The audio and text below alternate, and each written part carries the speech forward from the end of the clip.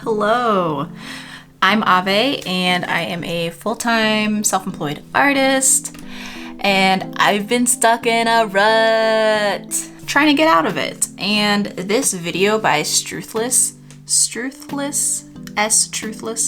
came up at just the right time, to be honest, because it was called a half-year reset. And before I get too deep into it, anything that I've used for this, I will list it down below. But anyway, mostly I just use Tombow markers.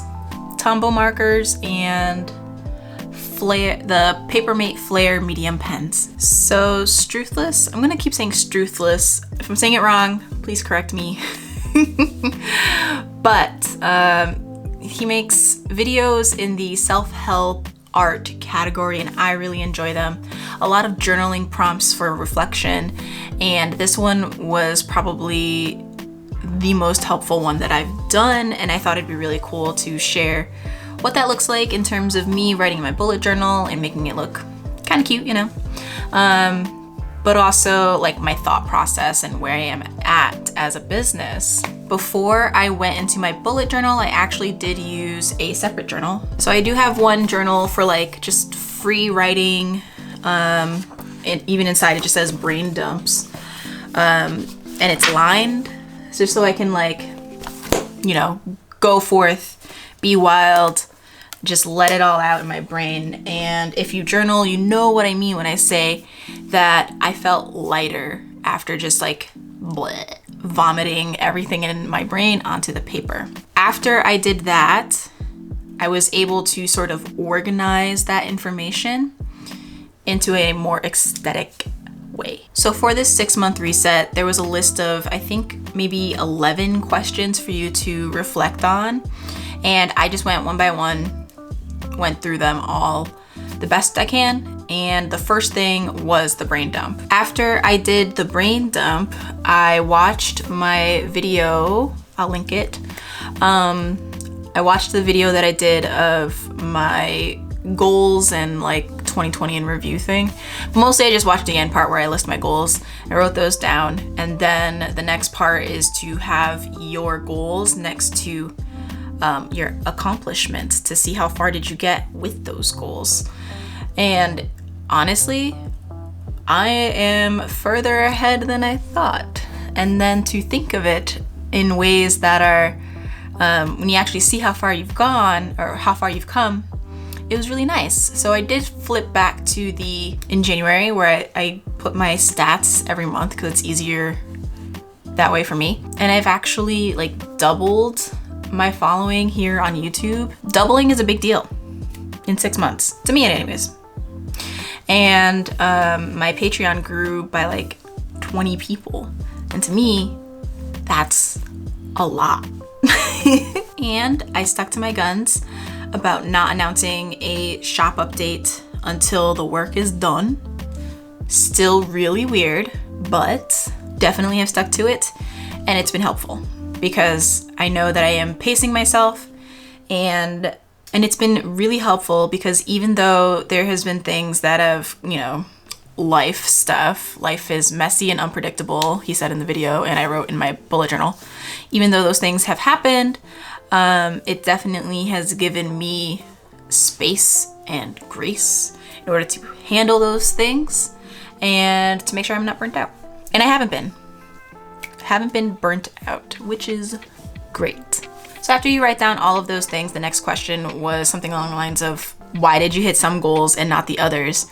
And some of my reflections on that were, I need a better morning routine. I'm not a morning person, and I want to be more productive earlier in the day, so that way by the time my husband comes home, I'm like ready to veg out and I got stuff done. Especially when you're self-employed and you work from home, it's really easy to get distracted by, you know, house stuff, maybe other things around, etc., etc. I said I need a better morning routine. I protected my peace. I paid attention to my body, which was helpful. And I stopped journaling, which equals brain fog, in terms of why didn't I achieve these things. Anytime I stop writing things down, I get super foggy and things don't happen. And I think I should set some goals that are a little bit easier to measure. So I think the goals that I set at the beginning of the year were easy to achieve. Well, not easy, but they were achievable because I didn't set any type of like numbers or parameters or easy ways to measure them. So I think that would be really good. So on the second half of my spread, I guess you can say, is my ideal second half of the year. And he says, dream big, go lofty, go big. And so my biggest goal is to make enough stuff June, July, August, so that September, October, November, I don't have to be so heavy in the studio and I can focus more on the customer service side of things and selling, especially if I'm gonna be doing the Ren Fair. And then by December, I don't want to be in the studio at all because it's really cold in the basement. I don't like being in the basement when it's cold, and I really like the holidays and I'd love to enjoy them. So by December, I just want to focus on customer service and selling, and I don't want to have any need to make stuff that month. I'd like to take a break from making. So the math that I did in order to figure out if this is achievable is I took a number in terms of like how much money do I want to make, gross income, not net, because that's too much to figure out right now. But gross income, I set a goal of $20,000. So you saw me whip out the calculator and I took $20,000 and I divided that by the average price of my most popular item, which is $50 for a mug. So that averages out between like my more expensive stuff and my lower priced items, $50 equals 400. So that means I have to make 400 items or 400 mugs, let's say 400 mugs priced at $50.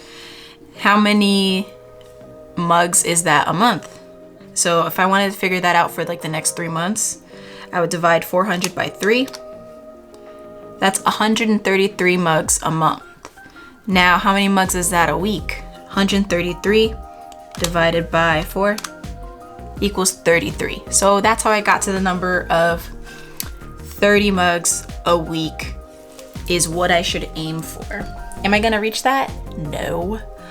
But it gives me, like, it contextualizes what do I need to accomplish as an artist to make the income that I would like, because I could make all of those things and they might not sell.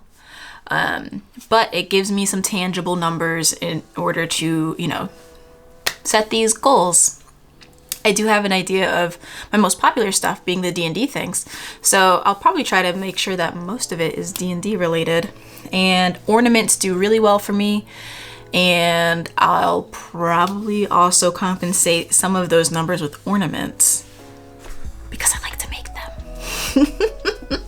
Now the next part was pretty cringy, and he warned us of, he said that it would feel really weird and super cringy and it'll feel really awkward, but he asked, who do you have to be to achieve this? So the section where I wrote new me, these are like terms like who am I this, who is this person? Who do I have to be in order to do these things? So I wrote like sundress goddess, I want to look good in a sundress. Healthy artist, I want to eat better and I want to be an artist, I am an artist. Animal Crossing expert. One of my goals was to achieve a 5-star island and I still haven't done that. That's okay. A professional potter, black girl magic, fun mug queen. These are super cheesy and super cringy, but necessary in order to figure out who do I have to be to do this. And he mentioned something about like humans are very much tied to identity, and I think he's onto something there. So after I figure out like who do I have to be in order to make my goals happen, like after figuring all of that out, The next step is to come up with a plan for making it happen. And the best way, I think he said, and I agree, is to make a routine. So the routine that I made for myself is Monday will be a computer day. Tuesday, Wednesday, Thursday are all studio days with clay. Making Tuesday a wet clay day makes the most sense. And then Wednesday and Thursday are different stages in the process of finishing that. And then Friday can also be for clay, but mostly I wanted to dedicate a day that I know can be for editing YouTube videos, because I'd love to have more regular content here. So after I figured out my weekly routine, I was thinking of a morning routine, and I messed up. So when I covered it, I used this notepad by Alum and Ink. They're a small business. It's really cute. But I just cut this in half, covered the bottom, to sort of think of like a very basic morning routine. What could be ideal, especially with my husband being a teacher and summer vacation is just around the corner. He's also not a morning person. And I can't rely on him for my schedule. So coming up with a morning routine, definitely necessary. And then I think the last step was what's going to keep me accountable. And some of the things that I thought of was posting on social media, whether it be stories or TikTok. Right now I'm trying both. Setting out my intentions publicly, and then seeing how far do I get with those intentions. And it's been kind of fun on stories. Hopefully my audience is into it. And I mean, it's kind of like a win-win, because I get content out of it and the algorithm loves content. And I'm setting the bar low in terms of, like, I shouldn't say the quality of content, but I don't want it to take up a lot of time. So especially with like filming a TikTok or posting a story, the auto captions are great because typing out captions takes a while, and I want it to be worth posting, but at the same time I can't have it take up too much of my day, because the goal is to get the things done, not to make the content. The content is just to hold me accountable. Then the other things that I was thinking of, I do have a doctor's appointment in 6 months, so that'll help with like health and fitness stuff. Gives me like a timeline in terms of by 6 months, where do I want to be health wise. And then I am doing the Renaissance Fair, so I absolutely need to have work made.